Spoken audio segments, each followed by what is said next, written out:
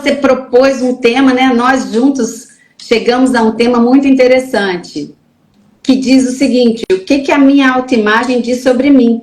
Quer dizer que a nossa imagem e a nossa autoimagem contam histórias? Contam totalmente. A nossa vida, ela é um reflexo da imagem que nós temos de nós. A gente vai passando por muitas coisas na vida e essas experiências vão formando a nossa imagem, a ideia que nós temos de nós, e a gente vai passando e atuando na nossa vida de acordo com essa ideia. Então ela fala muita coisa, dá para saber muita coisa das pessoas através da autoimagem. Ótimo. E você trabalha com mentorias, você ajuda as pessoas a fazer um alinhamento de pensamento, não é assim? Eu ajudo elas a reprogramar a própria autoimagem de acordo com o que elas querem, de acordo com os sonhos, de acordo com os desejos, de acordo com tudo que elas querem na vida delas. E eu tenho mentorias hoje em praticamente todas as áreas da vida, né? Em saúde, espiritualidade, relacionamento e área profissional.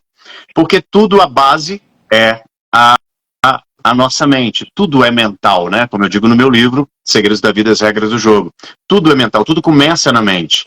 Então, se tudo começa na mente, eu preciso mudar a minha mente para que o reflexo disso, que é o que a gente chama de vida real, né? Esse mundo 3D aqui, seja um reflexo de acordo com o que eu quero, e não com o que eu fui programado durante a minha vida. Então, eu cresço, recebo informações dos meus pais, dos parentes, padres, pastores, propagandas, todos os P's que programam a nossa vida. Os professores, eles vão trazendo informação e isso vai formando a nossa autoimagem, que forma a nossa personalidade, que vem de persona, personagem, do qual a gente começa a atuar e a gente se identifica com isso. E aqui está um dos maiores problemas da humanidade: se identificar com o ego, se identificar com a ideia que eu tenho de mim. É forte isso, né? Deixa eu contar para quem está chegando agora e quem vai assistir a live também depois, que o Luiz Gamonal é escritor, terapeuta metafísico e especialista em reprogramação mental. E ele faz esse trabalho de nos auxiliar a encontrar o alvo. Eu acho que muitas vezes as crenças que nos limitam, que nos inibem, elas fazem com que a gente erre o alvo. Você tem esse entendimento? Sim, mas eu acredito que o maior problema das pessoas é que elas não sabem qual é o alvo que elas querem atingir. E se a gente for pegar pela etimologia da palavra pecar na Bíblia, a etimologia significa errar o alvo. Olha, que forte. Quando eu erro o alvo, eu pequei. Os arqueiros antigamente usavam a palavra pecar quando tentava acertar o alvo e falava pequei, porque ele errou o alvo que ele queria. Então ele queria acertar no centro, ou errou o próprio alvo, ou acertou num lugar que ele não queria. E quando você tem um objetivo e você erra o alvo, você pecou. E quando você não tem, é pior ainda, porque aí você errou mesmo, você está totalmente perdido. E eu percebo isso eu tenho 11 mil alunos em 33 países hoje. Uau. E com toda essa experiência, com 11 anos dedicando a minha vida só para isso, são 20 anos estudando, e 11 anos dedicando a minha vida só para atender as pessoas, revelar o poder delas e treinar a mente delas para que ela tenha uma vida e vida em abundância em todas as áreas. Esse é o meu propósito de vida. Então, depois de atender tanta gente, durante tantas horas, com tantas mentorias, eu percebo que um dos maiores problemas das pessoas, primeiro, as pessoas não pensam, a gente vai falar sobre isso, elas refletem, e é uma diferença absurda. Elas não pensam, elas refletem. E outra, elas não sabem exatamente, especificamente o que elas querem. Por isso nunca chega lá, porque o lá não existe. Então elas ficam rodando na vida, em busca de uma vida melhor, mas não sabe exatamente o quanto melhor, o que melhor em todas as áreas. Essa falta de clareza faz com que elas se sentam perdidas. Quem aqui está assistindo se sente perdido, se sente vazio na vida porque não tem uma direção? Nunca sabe se você está no caminho certo. Como que você não sabe se está no caminho certo? Por quê? Porque você não sabe para onde está indo. Porque se soubesse que, vamos supor, eu quero emagrecer 10 quilos, quero rejuvenescer. Então eu, por exemplo, eu vou fazer 45 anos agora em março. Eu estava, há 11 anos atrás, muito velho, acabado, gordo, careca. Que coisa, Isso. fez uma virada, né? Exatamente. E aí, o que acontece? Quando eu decidi que iria rejuvenescer, queria voltar aos meus 30 anos, que ia ter disposição, um corpo que eu nunca nem tive, eu ia falar, meus corpos de 20 anos, nem com 20 anos eu tinha esse corpo que eu tenho hoje. Então eu ia ter um corpo definido, ia ter saúde, ia rejuvenescer, disposição, ia enriquecer. Eu determinei tudo isso na minha vida. Quando eu tenho especificamente cada detalhe da minha vida detalhado, específico, eu sei se estou indo no caminho certo ou não, é só olhar o resultado. Agora, quando eu não sei exatamente para onde eu estou indo, eu não sei se estou chegando lá.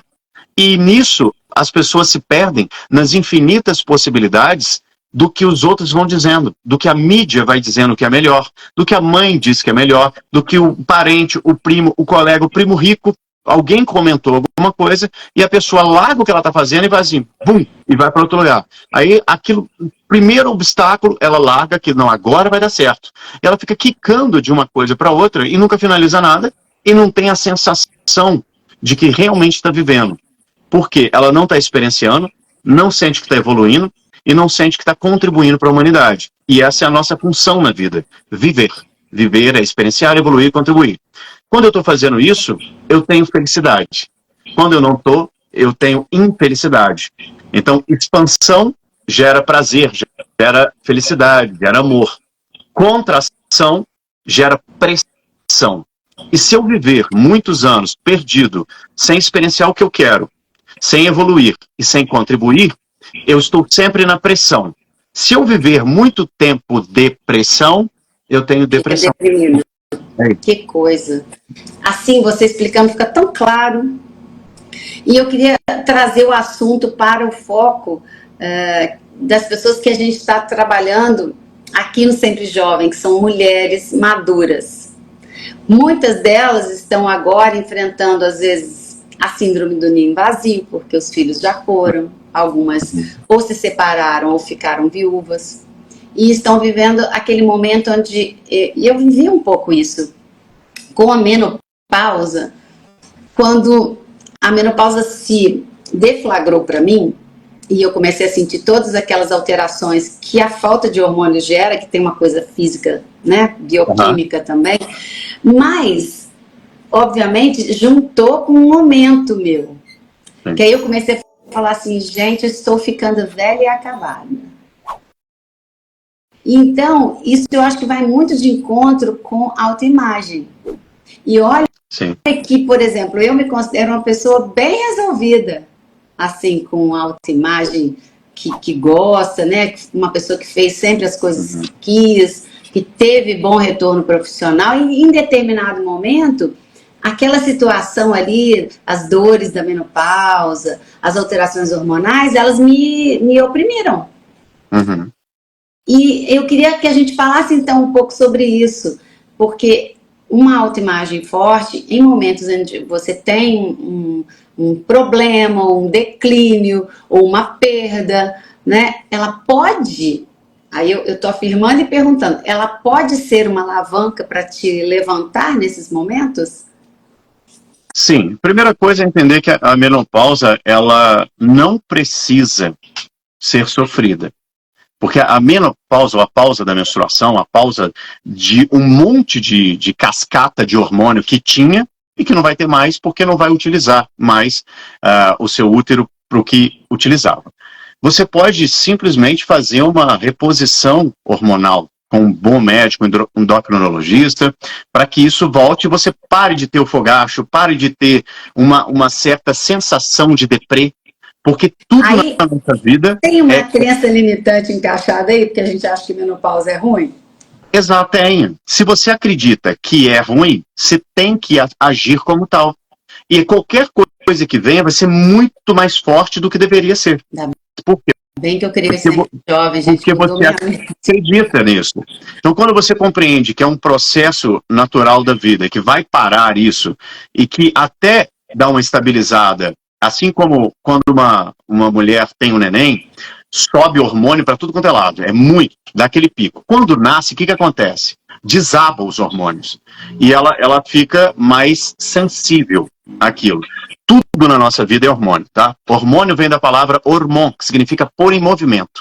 Então, cada movimento, cada ação, cada coisa que a gente vive tem hormônio. Se não tem hormônio, você está morto. Você está apático, você está uma meba, tá?